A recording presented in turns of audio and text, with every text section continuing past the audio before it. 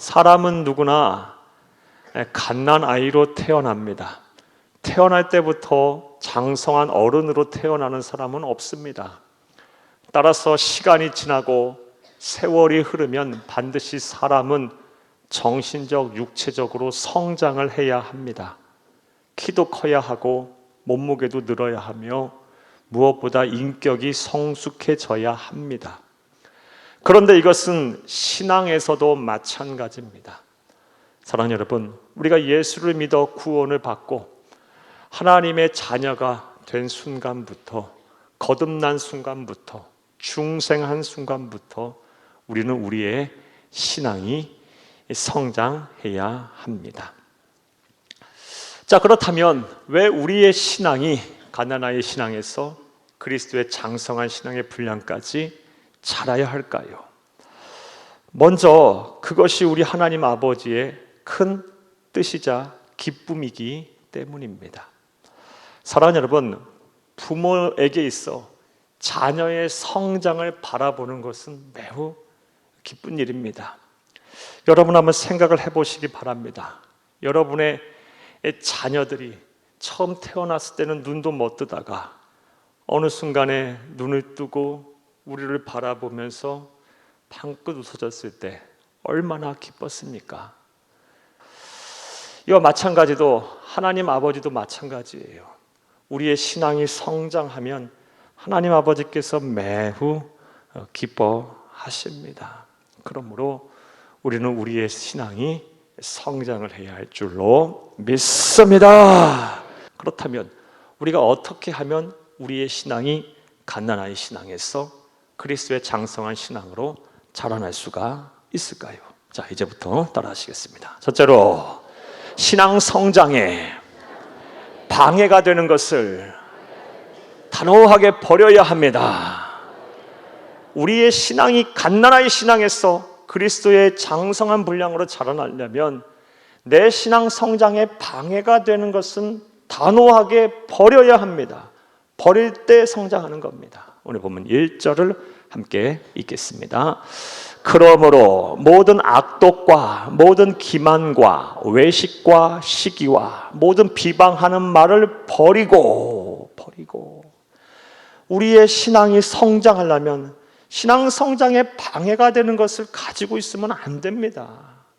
빨리 버려내야 버릴 때 비로소 우리의 신앙이 성장할 수가 있는 것입니다. 사랑하는 여러분, 예수를 그리스도 믿어 구원을 받으셨습니까? 거듭나셨습니까?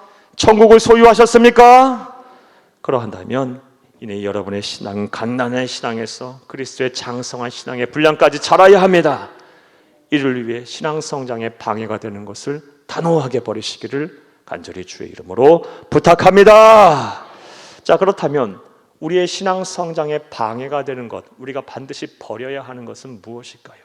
오늘 본문에서 성령 하나님께서는 사도 베드로를 통해서 무엇을 버려라라고 말씀하고 계실까요? 본문 1절을 다시 한번 보겠습니다. 그러므로 모든 악독과 모든 기만과 외식과 시기와 모든 비방하는 말을 버려라, 버리고. 사랑하는 여러분, 먼저 모든 악독을 버리랍니다. 여기서 모든 악독은 무엇이냐? 남을 해치고자 하는 악한 생각과 행동을 말합니다. 또 모든 기만도 버리랍니다. 기만이라는 무엇이냐? 남을 속이려는 잔꾀를 말합니다. 또 모든 외식을 버리랍니다. 외식은 겉과 속이 다른 겁니다. 남이 볼 때와 남이 보지 않을 때와 말과 행동이 다른 것이고요. 이 외식하는 사람들은 상대가 누구냐에 따라 말과 행동이 다릅니다. 정직하지 못한 거예요. 또 모든 시기도 버리랍니다. 시기가 무엇입니까? 남자에 되는 거 못 보는 거예요. 남의 행복을 원치 아니하는 것을 말해요. 또 모든 비방을 버리랍니다. 비방이 뭐예요? 남을 헐뜯는 것을 말합니다. 이렇게 모든 악독과 모든 기만과 모든 외식과 모든 시기와 모든 비방을 버리지 아니하면 우리의 신앙이 갓난아이 신앙에서 그리스도의 장성한 분량으로 자라날 수가 없는 것입니다. 오늘 우리에게 주시는 이 말씀 잘 마음에 새기고 여러분의 하나님의 나라가 가는 그날까지 우리의 구원이 온전히 이루어지는 그날까지 내 신앙의 성장에 방해되는 이 모든 것들을 잘 피워내시기를, 버리시기를 간절히 주의 이름으로 축복합니다. 그런데 오늘 본문 말씀에서 성령 하나님께서 사도 베드로를 통해서 버리라고 권면한 것들을 자세히 검토해 보면 이 모든 것들에는 공통점이 있음을 알 수가 있습니다. 모든 악독, 모든 기만, 모든 시기, 모든 외식, 모든 비방, 공통점이 무엇일까요? 사랑하는 여러분, 공통점이란 바로 나의 유익을 위한 이기심에서 비롯된 것임을 알 수가 있어요. 그런데 문제는 이렇게 자기의 유익을 탐하며 이기적인 태도로 세상을 사는 사람, 신앙 성장에 방해가 되는 것을 버리지 못하는 그리스도인들이 의외로 많다는 것에 있습니다. 사랑하는 여러분, 예수를 믿어 구원을 받고 거듭났다고 하면서도 불구하고 여전히 이 이기적인 태도와 행동을 하는 사람들이 얼마나 많은지 몰라요. 참으로 부끄러운 얘기지만 저와 같은 이 목사님들 세계에서도요, 이 이기적인 태도로 시기와 질투 또 외식과 비방하는 분들이 얼마나 많은지 몰라요. 좀 교회가 성장하고 또 잘 된다는 소리를 들으면요, 그것이 배 아파갖고 얼마나 시기 질투하고 미워하시는 분들이 많은지 몰라요. 참 부끄러운 얘기예요. 저도 항상 조심해야 될 일이고요.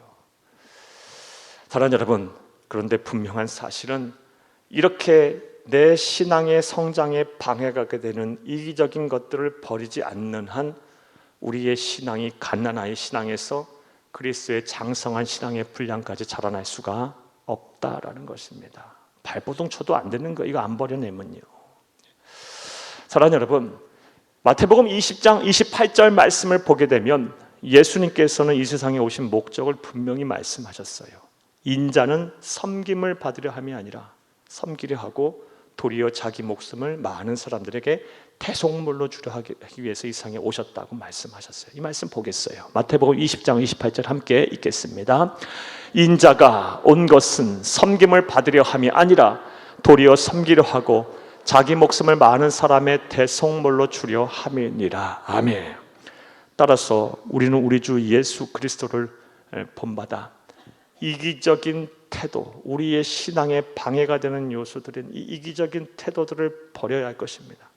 그리고 예수님을 본받아 더욱 낮은 자리에서 하나님을 섬기고 이웃을 잘 섬겨야 할 줄로 믿습니다.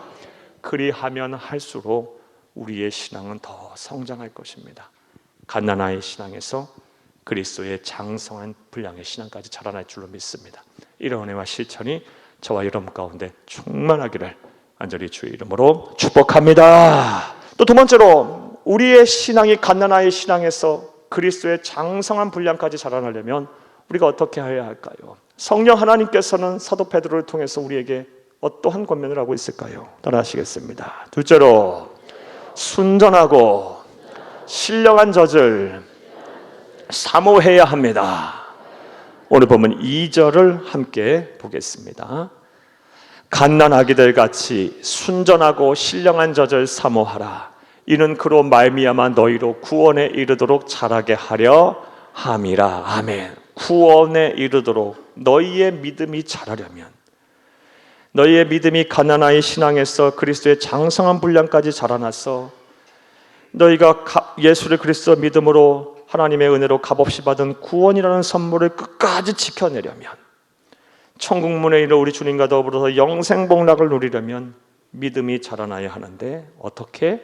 순전하고 신령한 젖을 사모하라라는 것입니다. 자, 그렇다면 여기서 말하는 순전하고 신령한 젖을 사모하라는 말의 뜻이 무엇일까요? 사랑하는 여러분, 순전하고 신령한 젖은 하나님의 말씀을 말합니다. 잠언 30장 5절을 함께 보겠습니다. 하나님의 말씀은 다 순전하며 하나님은 그를 의지하는 자의 방패시니라. 아멘. 따라서 순전하고 신령한 젖을 사모하라는 것은 하나님의 아버지의 말씀을 사모하라라는 것입니다. 더 정확하게 말하면 하나님 아버지의 말씀을 통해서 내게 주실 은혜를 사모하라라는 것입니다. 사랑하는 여러분, 그러하기에 저와 여러분은 하나님 아버지의 말씀을 통해서 주시는 이 은혜를 사모해야 할 줄로 믿습니다. 그래야 우리 신앙이 성장하는 거예요. 그런데 이와 관련해서 우리가 놓쳐서는 안 되는 중요한 사실이 있습니다.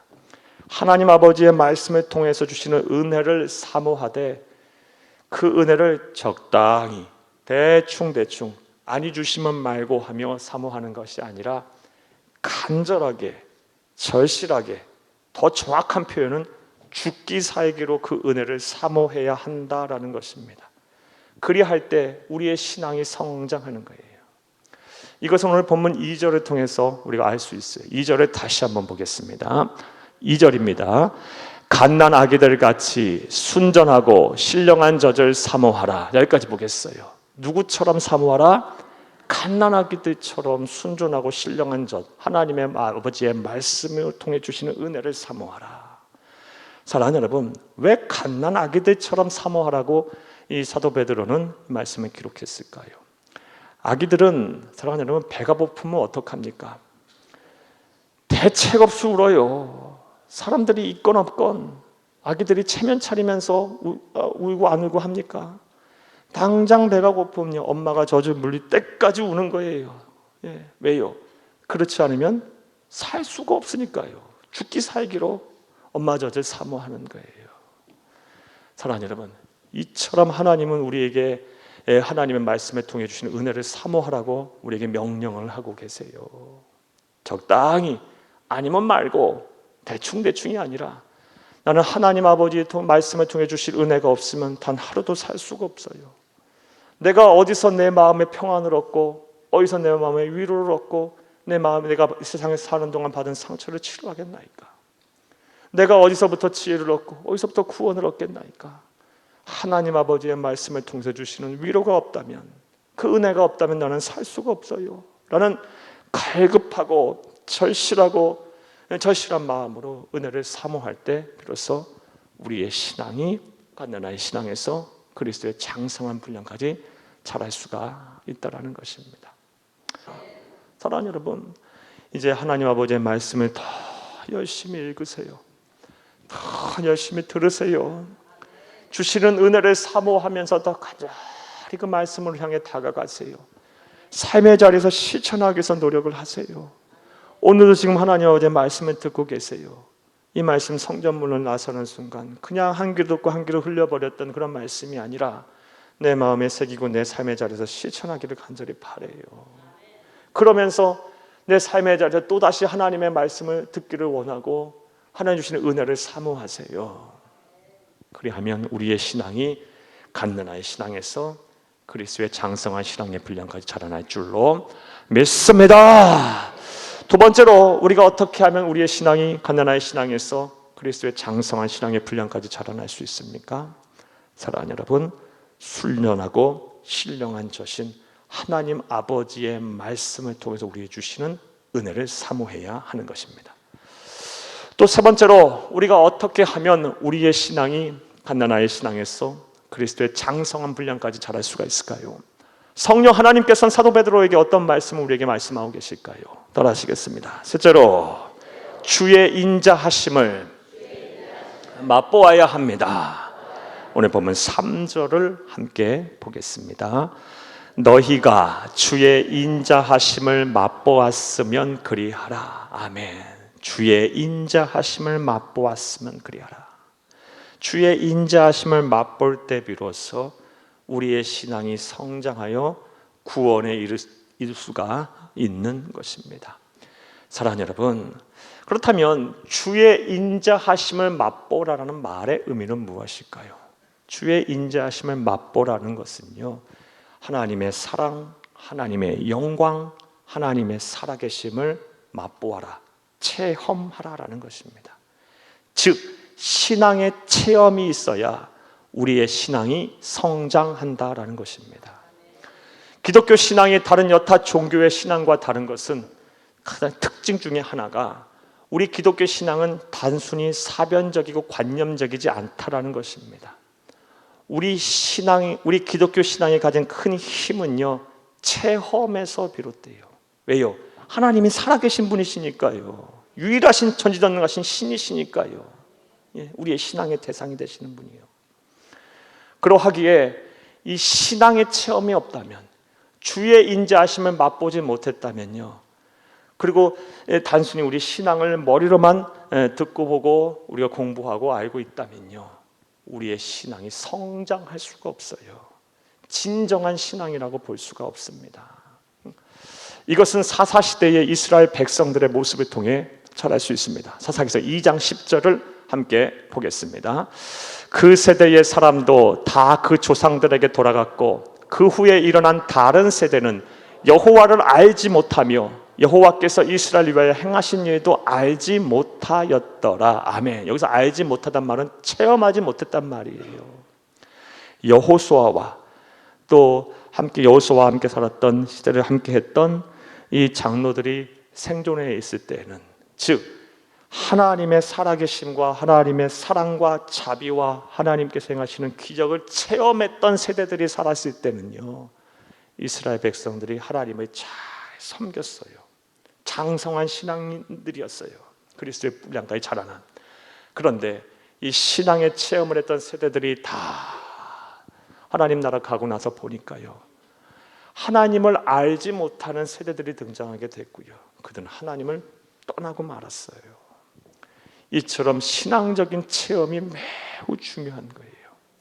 주의 인자하심을 맛보지 못했다면, 하나님의 사랑과 하나님의 영광과 하나님의 살아계심을 삶과 사역의 현장에서 내가 경험하지 못했다면 죄송하지만 우리의 신앙이 어른의 신앙까지 자라지 못한 거예요. 여러분 어떠십니까? 여러분, 여러분의 신앙의 역사를 돌이켜보면서 볼 때 그런 신앙의 체험이 있으십니까? 주의 인자하심, 주의 사랑, 하나님의 영광, 하나님의 살아계심을 맛보셨습니까? 예. 하나님의 나라 가는 그날까지 삶과 사역의 현장에서 이런 신앙적인 체험과 간증, 하나님께서 행하시고 베푸시는 기적들이 여러분 가운데 충만하기를 간절히 주의 이름으로 축복합니다. 자, 그렇다면 우리가 어떻게 하면 이런 하나님의 자비하심, 하나님의 사랑을 맛볼 수가 있을까요? 체험할 수가 있을까요? 이 대해서는 성경을 통해 참 많은 말씀을 드릴 수 있겠지만 간단하게 몇 가지만 말씀드릴게요. 먼저 우리의 마음이 청결해야 합니다. 마태복음 5장 8절을 함께 읽겠습니다. 마음이 청결한 자는 복이 있나니 그들이 하나님을 볼 것이며. 우리 주 예수님께서 산상수훈을 하신 팔복의 말씀 가운데 하나예요. 마음이 청결해야 하나님을 본다. 하나님의 자비하심, 살아계심, 영광을 보고 싶으냐? 마음이 청결해져라. 청결해져라. 왜냐하면 하나님이 거룩하신 분이기 때문에 그래요. 하나님은요, 거룩하게 살려고 하는 자, 마음이 청결해지려고 노력하는 자, 또 그런 삶을 살려고 발버둥 치는 자에게 기적을 보여주시고 그의 모습을 나타내 보이시며 그의 자비하심, 사랑하심을 알게 하셔요. 사랑하는 여러분, 저와 여러분이 세상을 살다 보면요, 세상의 때가 많이 묻어요. 이 세상에 묻은 때를요, 말씀으로, 기도로, 회개함으로 잘 씻어서 있어야 돼요.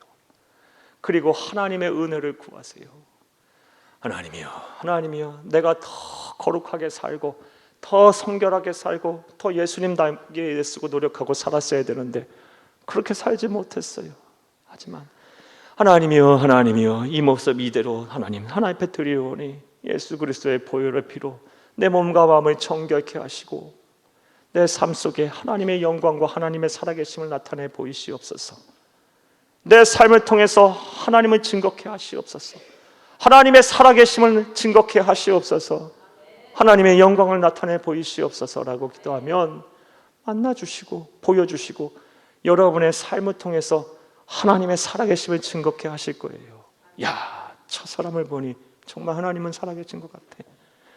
저 사람을 보니, 저 사람의 가정을 보니, 저 사람이 경영하는 사업체를 보니 예수를 믿어야 할 것 같아. 부모, 형제, 이웃, 친척, 친구 모든 여러분과 함께하는 사람들이 여러분 까닭에 하나님을 알고 하나님의 사랑을 알기를 간절히 주의 이름으로 축복합니다. 먼저는 마음이 청결해야 돼요. 또 우리가 하나님의 살아계심, 하나님의 영광, 하나님의 자비하심을 맛보려면 어떻게 하면 될까요? 신앙의 체험은 어떻게 하면 가능할까요? 사랑하는 여러분, 우리가 온 마음과 정성을 다하여 예배할 때 우리는 신앙적 체험을 할 수 있어요. 요한복음 4장 23절을 함께 읽겠습니다. 아버지께 참되게 예배하는 자들은 영과 진리로 예배할 때가 오나니 곧 이때라.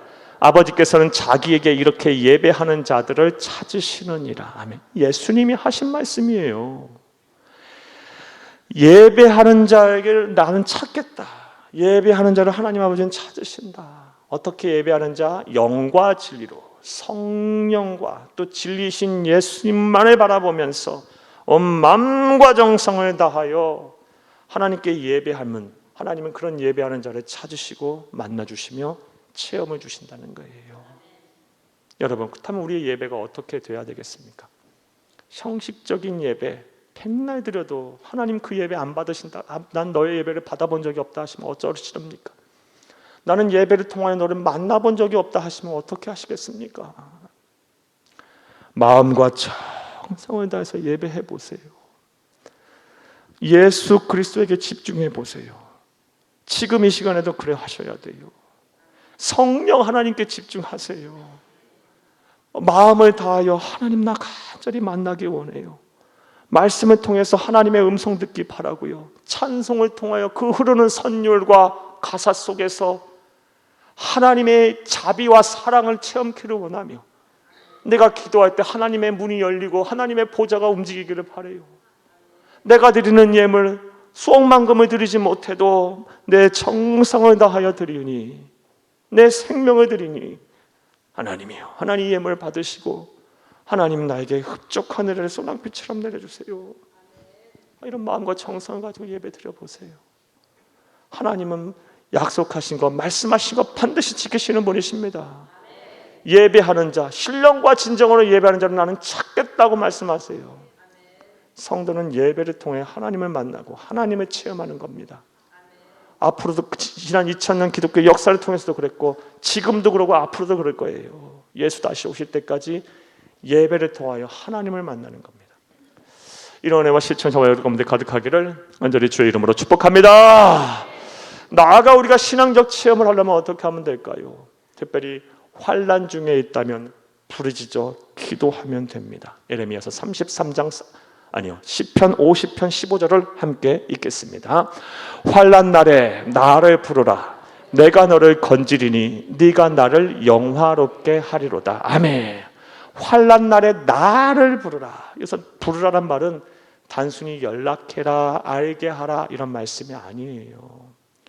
생사를 걸고 간절하게 소리쳐라, 탄식해라 이런 말씀이에요.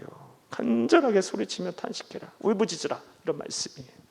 그럼 어떻게 하겠다? 내가 너를 건지겠고 네가 나를 영화롭게 하리로다.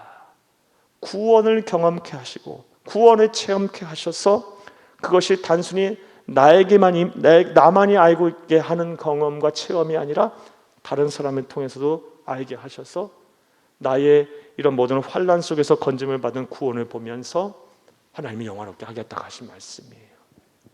사랑하는 여러분 지금 환난 중에 계십니까? 그렇다면 부르짖어 기도하세요. 뭐가 걱정이에요? 하나님을 만날 기회인데요. 신앙적 체험을 할 기회인데요. 내 신앙이 갓난아기 신앙에서 그리스도의 장성한 분량까지 자라날 절호의 찬스예요. 환난 날에 부르짖어 기도하세요. 여러분이 흐리는 눈물의 양만큼 하나님의 자비와 하나님의 사랑이 여러분의 삶 가운데 충만해질 거예요. 이런 은혜와 이런 복이 여러분 가운데 함께하기를 간절히 주의 이름으로 축복합니다.